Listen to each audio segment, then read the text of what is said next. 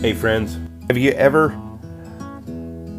been challenged to share with somebody something good that God's done, something important that He's done in your life, and suddenly you just draw a blank? I do that all the time.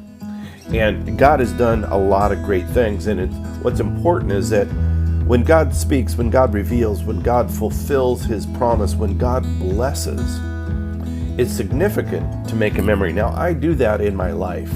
I love the ocean, and in 1989 I was on a mission trip in Indonesia, and we went out to just a wonderful place. It was called Banakan Island, 17 miles on an outrigger canoe with two other seminary students, not knowing what we're doing, going scuba diving, and it was so impressive, so beautiful. I brought back this piece of coral from that diving experience to remember. And just yesterday, my grandson saw that and said, "I like that, Grandpa." Well, I got to tell him about that. And I made a commitment on that trip to learn to dive.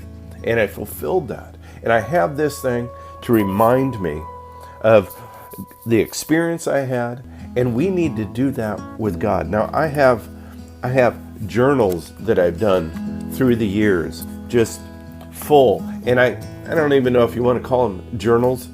They're records. Sometimes guys don't like to journal, but it's a record of what God has done, what God spoke, where He got my attention. And that's what we're doing, is when God gets our attention, we pay attention. We remember it. It's important. And so what we find in Genesis chapter 12 is that, remember, Abram and his community, his caravan, his tribe, his clan, have actually arrived in Canaan.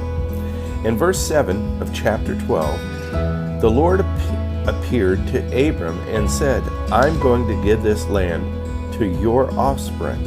And Abram built an altar there to commemorate the Lord's visit. How do you remember or commemorate what God has done in your life?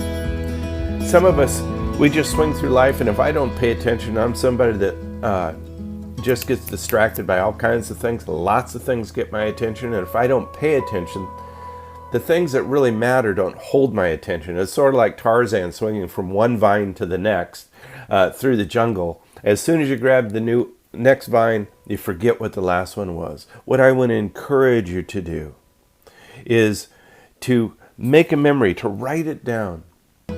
Record what it is that God said and what His promise was. And you'll have the opportunity to go back and review, revisit, remember, and re-experience these things. And God gets that blessing, and you have something to share with somebody else about what God's done in your life. But first, I have to remember. So let's make a memory. God bless you.